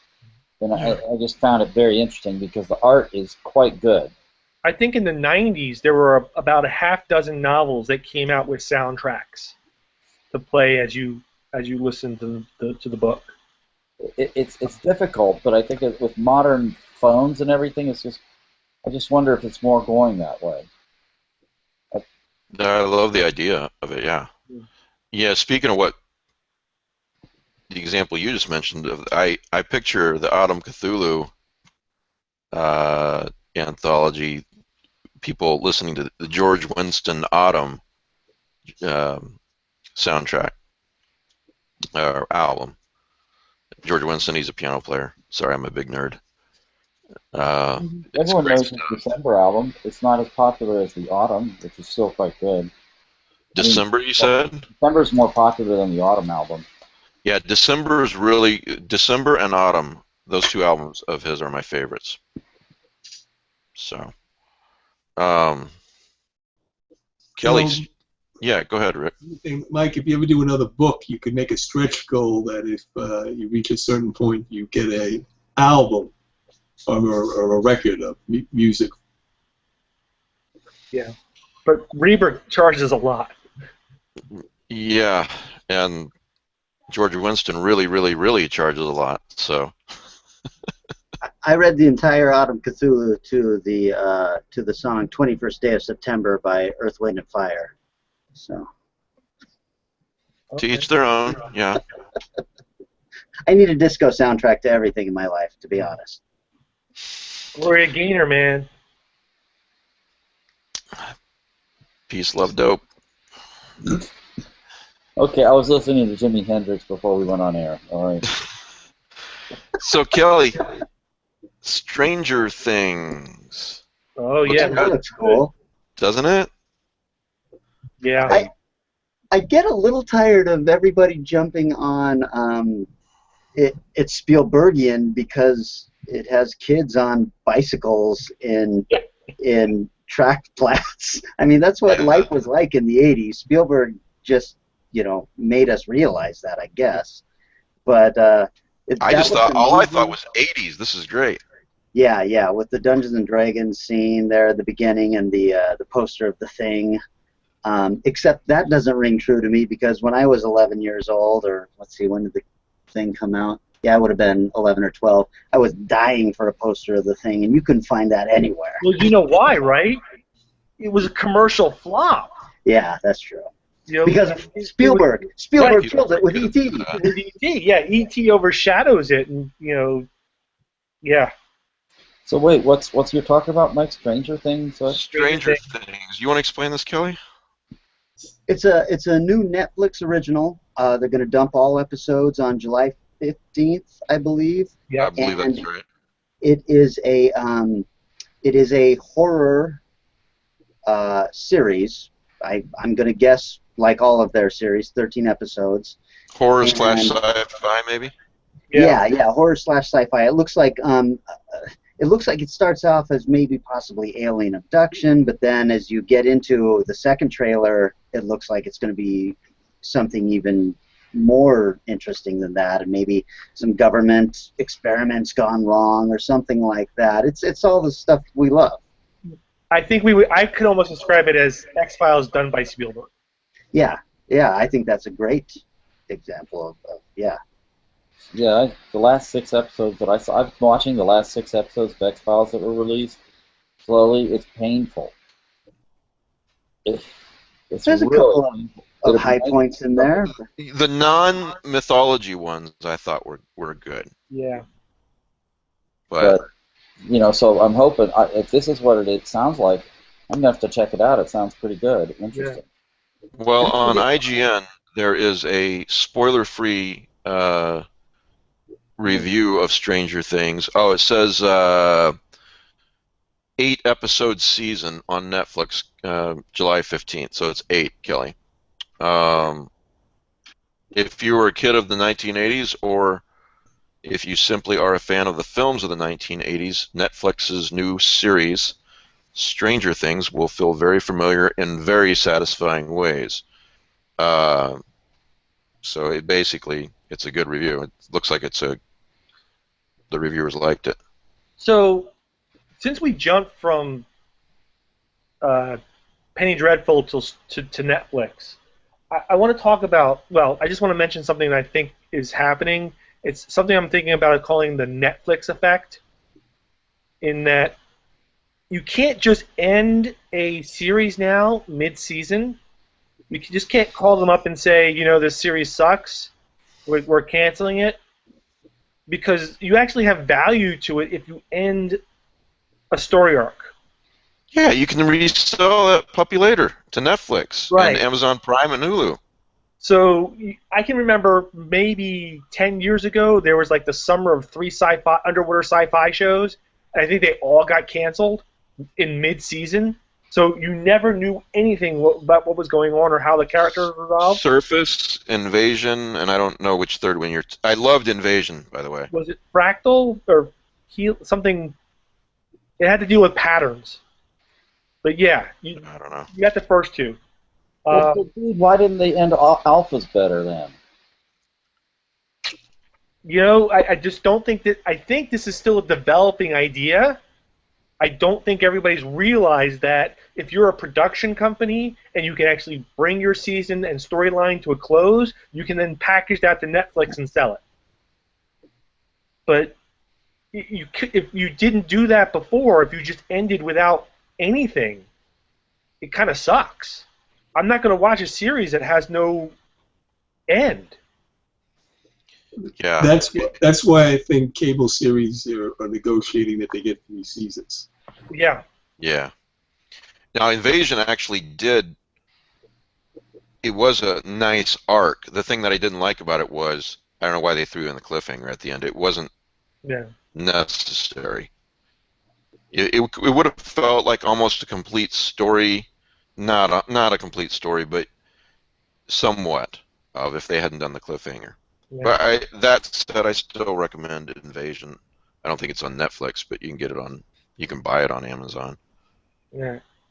So, I had the same problem with the second season of Agent Carter. I said, why ended it was a cliffhanger? You had a good chance you were going to be canceled. Yeah. It would have ended. There would have been some, room for continuation. But if they had not thrown that cliffhanger, I would have been satisfied with the ending. well, I talked Danielle into watching Invasion a few years ago, and I got in trouble for that cliffhanger. Let's just put it that way. No, I'll never know what happens, Mike. I just said, just assume everybody dies. Now you know what happened. Well, sometimes the cliffhanger can be interpreted as an ending. Yeah. Yeah. If any of you used to watch Blake 7, that had a Still sort of making ending. Blade movies? Are they? What? Hey, Rick, are they still making Blade movies? No, I was saying Blake 7. Oh, Blake, okay. If you Well, don't, I will reveal it, but if it has an ending, it's not the ending you may want, but they did do an ending. Some view it as a cliffhanger, some view it just as an ending. That was so a cult science fiction TV series. Minimum budget, but great writing. I want to say congratulations to Gemma Files she just won the Shirley Jackson Award. It was announced today. Oh, for Experimental film. That is a really great novel. It is. It's got a. I don't want to. Everything's Lovecraftian, but there's a certain people who love Lovecraftian stuff would love that novel. Yeah. You can't call that Lovecraftian. You're exactly right. If you're into those types of themes, you'll love that book.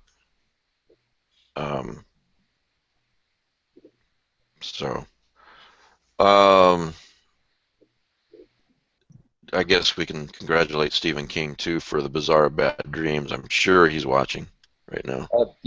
Or We'll be listening next weekend, so I'll just tell him later in the. Oh, will you? I appreciate it. That kid's going places. I don't. If he keeps up, if he stays on the path he's on, he'll be successful. So the third show that season was Threshold with Peter Dinklage. Oh, never saw that one. Yeah. Was it good? Penny Dreadful borrowed a little bit from Stephen King's The Frankenstein monster storyline. Oh, tell us. It was It was almost a novel. I thought you were going to say he borrowed from Kuntz with Kuntz's Frankenstein. I'll say with the novel. I think they borrowed from Pet Sematary. They had the scenario, almost the scenario from Pet Sematary.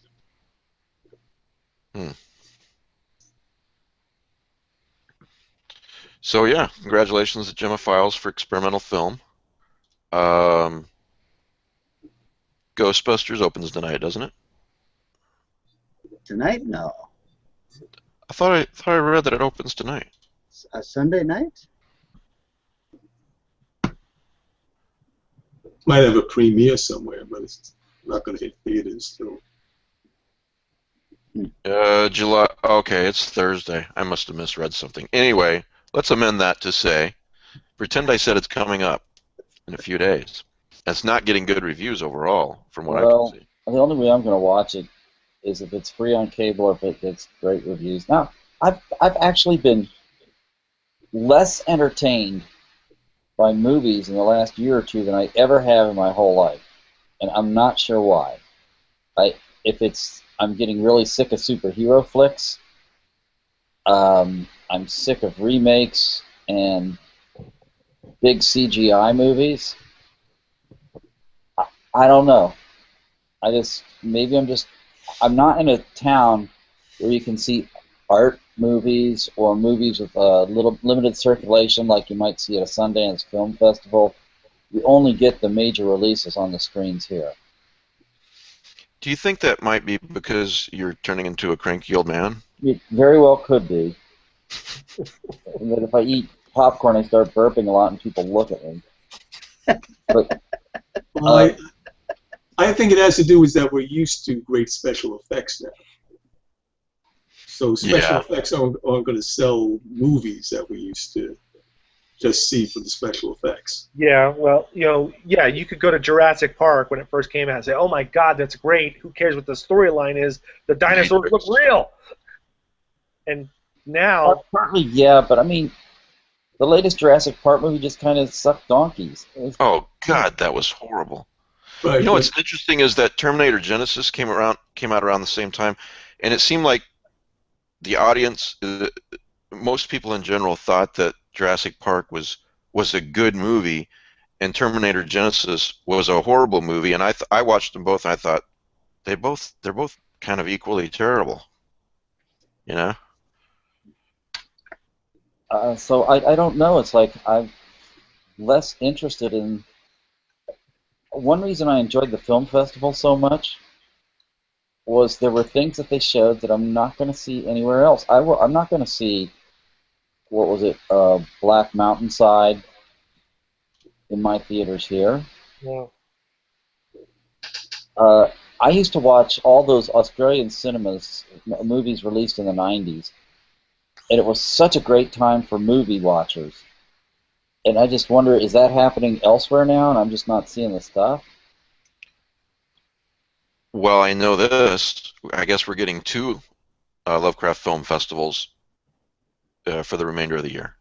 yeah, Providence is going to do it too. Well, this is great news. in August.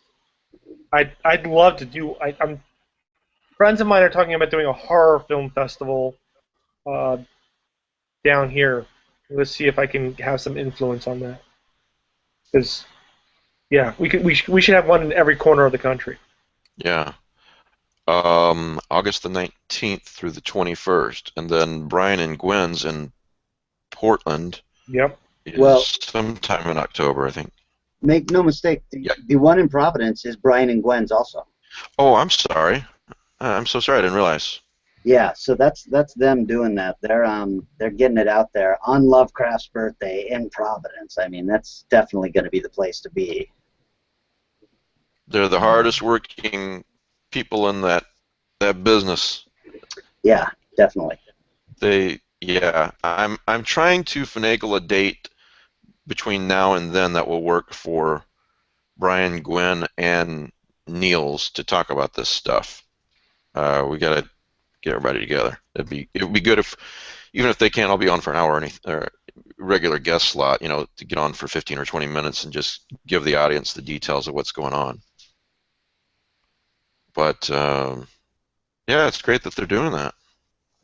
Yeah, that's going to be a blast. I'm not going to be able to make that this year, but I think that's it's a no-brainer to have a festival over his birthday in Providence. Yeah. And then, Matt, have you listened to The White Tree yet from the Dark Adventure Radio Theater Historical Society? Actually, doggone it. Yes, I did. And it is, like everything they do, is extremely well done. With the voices, the vocal acting, the music, the little props that come with it. The thing is, it's not a Lovecraft original. And so, I hate to say it, but the quality of the source material is just not as good. But it's kind of like, I don't know how to say it. Okay, when I read the first Harry Potter book, I got it from my nephew for Christmas, and I read it before I sent it to him. I was like, okay, this is an interesting book for kids, young children. He was about 8 or 10 at the time. I don't remember, 12. And then the next book I got on audio, the audio version, the CD version, and they had this guy narrating it, and this actor, he ended up narrating all the books. And it was a great experience because, and I'm sure if I read the book, I would have had the same issues. The prose is not written for and I'm not being fair to J.K. Rowling, okay, but it's not sophisticated prose. You know what I mean? But it doesn't matter. This person's telling me this great story, Right. and that's kind of how I came, my experience with The White Tree was. Here's a great experience. If I read the story, I probably wouldn't have been so enamored. Is that I fair? was. Yeah, I see what you're saying. I think I was interested because I think it's their first, as you said, audio drama that's not an original Lovecraft story. It's a tale of Inspector Legrasse, and I thought that this is going to be pretty cool addition. So, and it sounds like it is. It is. Bearing in mind what you're saying. The other thing is, like, let's say, suppose they had taken a story that we know is a great story to begin with by a blue chip mythos author, and they Ramsey did Campbell. that. Yeah. Okay, like something by Brian Hodge, or I don't know. Okay. Yeah. I think I could be wrong. I think Sean Branney wrote the source material. I don't have my copy right in front of me. It's still in my car. So that might have been different also. I'm probably being completely unfair. It's just it was good, very entertaining. I'm happy to have it in my collection, but it wasn't the same quality as the original source material they've been doing. Well, and I don't think it's meant to be. Maybe it's sort of like you ever had a drink of something that you really like, but you thought you were about to drink something else, and you put it in your mouth and you're like, oh, what the hell? And maybe it's kind of like that. Yeah, Pete, have you ever had that? Maybe you thought you were going to drink I have. some scotch and you got some moonshine instead? Yes. And even though I like moonshine. Yeah. Okay, so Conrad on the message board just asked me any updates on the Mountains of Madness cartoon. As a matter of fact, I do have an update. You heard it here first. I have a sort of trailer, and I say sort of because there's some making of stuff in it, and I hope to be posting that on the Lovecraft eZine website tomorrow. And this is a web TV series that'll be available through Lovecraft eZine. Don't get me wrong, I'm not making it. I don't have anything to do with it other than these guys said, hey, maybe this guy with this website that has all these followers, maybe we should contact him. So they're making it available exclusively through the site, and from what I've seen of it so far, it looks pretty high quality. Fantastic. Yeah. So. Okay, a couple of other things came out that I think are notable. The latest Charlie Stross novel has been released. The Nightmare Stacks, which is the latest in his ongoing Lovecraftian series of novels about British intelligence, or the secret British agency that deals with ancient aliens. Mm-hmm. So that is very interesting news. It was quite enjoyable, well worth picking up. I forget what the other thing I wanted to mention was. Now give me a minute. Well, while you're thinking of it, Pete, you have some news? Yeah, I guess earlier this afternoon, the ballot for works published in 2015 for the World Fantasy Convention has been released. And for for short fiction, Selena's Chambers for Neurasthenia in Casilda Song. And for anthologies, The Dog Collection by Datlow, Flatwings 4 by Joshi, She Walks in Shadows by Sylvia Marina Garcia and Paula Stiles, Casilda's Song by Joe, and Aikman's Heirs by Simon Stranzis, and that just won yesterday. The Shirley Jackson. Jackson, yeah. Yeah. Yeah, so that's kind of close to home. When do they The do those awards again? That'll be in October. Oh, okay. Halloween weekend. Okay. All right. Well, Joe'll be happy about it if he doesn't know about it already.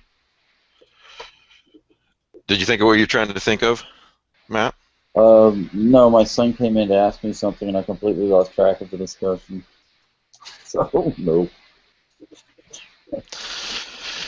All right. Do we have anything else to talk about? Oh, besides prizes, Dennis at Fedogan and Bremer. Fedogan? I know how to spell it. Fedogan and Bremer. Sorry? Fedogan. Fedogan and Bremer. Okay, thanks. Wants to give away. These are hardcover, new. These are hellaciously good prizes. Weird Shadows over Innsmouth, edited by Steve Jones, and Awaiting Strange Gods, collection by Daryl Schweitzer. And then I believe we're giving away a film festival T-shirt. Yes, I got a couple of these. These are they're collared shirts. Ooh, got fancy. this really great logo from basically the Dunwich Horror Picture Show. Oh, I thought these were T-shirts. Maybe we should just give these to eZine staff. Collared shirts like the staff orders around I didn't know there were work shirts. I would have bought the work shirt.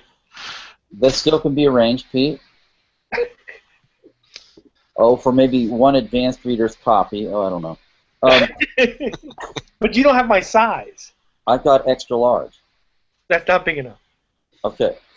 Anyway, I got two of them. We're giving one away this week and one next week. Yeah, you've got a large and an extra large, right? Right. The winner this week gets to specify a size. Yeah. If you win it next week, better be able to fit into it or give it to somebody who can fit into it. These have never been worn, although they may be wrinkled from being stuffed in my suitcase. Will you be ironing the shirts before you mail them out? Yes, I will, but they may be wrinkled from being stuffed into an envelope. Oh, okay. So before we get off to the Fedogan and Bremer, apparently this is coming out soon. It's called Darkness, My Old Friend by John Pellin. Mm-hmm. There are some Lovecraftian stories in here. I'm about halfway through. It's pretty good. Isn't this the same guy who did Shadows over Baker Street, edited it? Yes, I think so. Yeah, I think so too. Yeah. I like Shadows over Baker Street. Right. So, yeah, I'm reading this right now, and I'll have a review soon. I was about to say many disagree with me, but those people would be wrong. Yes. One of them's right here. There was a few weak stories in there. The stories that I liked, I really liked. Let's put it that way. So, and admittedly, I like Sherlock Holmes a lot, so it's probably part of it.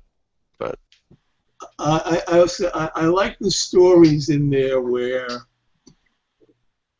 were more science fiction-y and less occult, because I could see Sherlock Holmes doesn't work well with researching things in the Necronomicon, but tracking down the great race of Yith kind of makes sense. Yeah, that was a good story. Yeah. It was Poppy Bright. Yep. Yep. Yeah. Shadows over Baker Street, Sherlock Holmes meets the mythos. Very highly recommended by everyone in this panel, including Matt Carpenter. I think I speak for us all, but well, I would recommend it. Let's just say the author and I have an ongoing issue that he doesn't know about.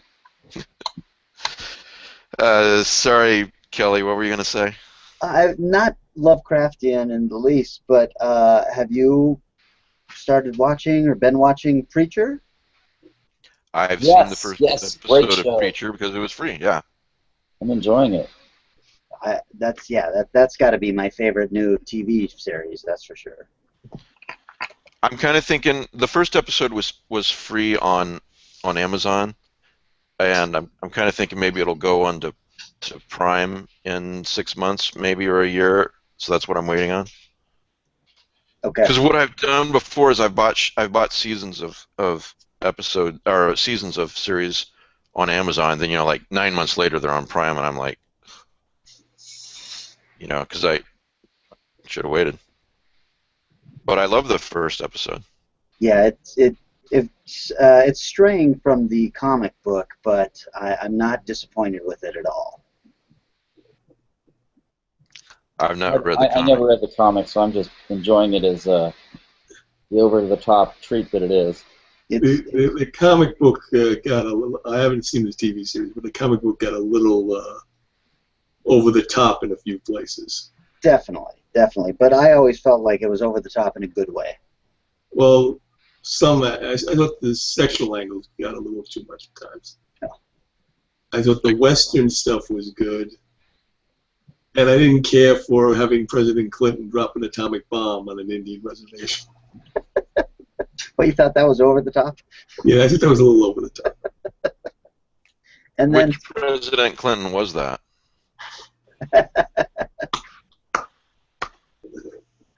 and then secondly, and probably only Rick will be interested in this, I saw the new Tarzan film in the theater. Oh, how was it? It was bad. Yeah, I've been holding off going to see that. Bad as in badass, or bad as in bad? Just, Was just it like? bad. No, wait. I need to know, Kelly. Was it realistic? Like, was he having sex with the gorillas? No, it was not realistic that This way. is what you need to That's what you're know. looking for, Matt. that's You're what I going to need be to know. disappointed. Otherwise, I'm not going to go see it if they don't have. This is the first question you asked. Yeah. Okay. Alexander Skarsgård actually makes a great-looking Tarzan, but and probably because I really, really love the film Greystoke, The Legend of Tarzan, Lord of the Apes. That is absolutely movie. my favorite Tarzan film, and he looks enough like what's his name, Christopher Lambert, that it worked for me. But the dialogue is anachronistic, and it doesn't fit with the time, and seems very silly. And then worse, once Tarzan gets back to the jungle, because he starts as being back in as Lord Greystoke, which I thought was interesting. But once he's back in the jungle, he's swinging through the vines, much like Spider-Man through Manhattan, and it looks bad and seems stupid, and I was very disappointed. I was wondering if it was a movie to take Logan to. It sounds, I guess, like not. Did he like Spider-Man? It might very well be a movie to take him. Which Spider-Man?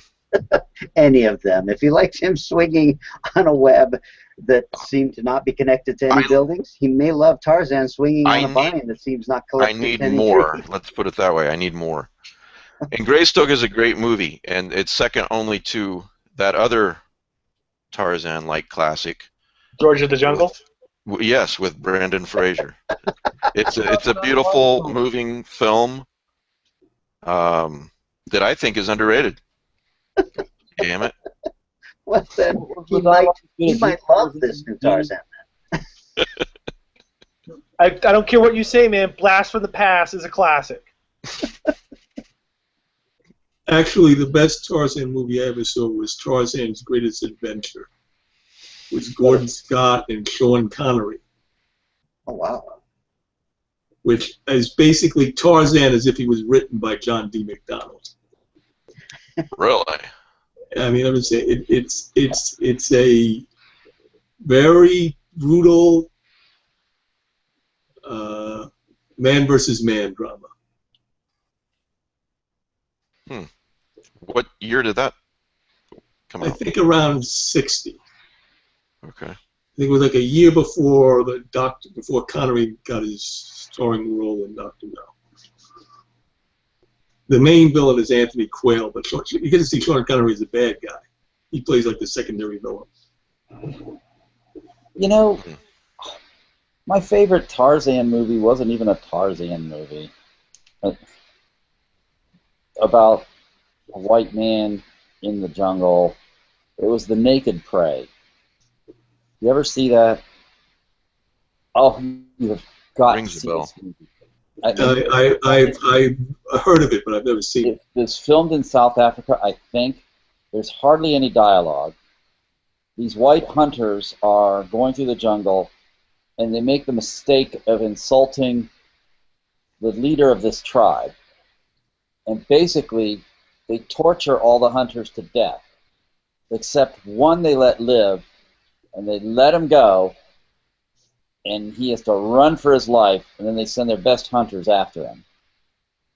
And the whole rest of the movie is him trying to get back to whatever fort he came from. So it's the most dangerous game. Yeah, it is really, I mean, there's no effort at, like, saying this is, they're worried about anyone's sensibilities. How's that? It's just brutality and survival. Really, it's really, really worth watching.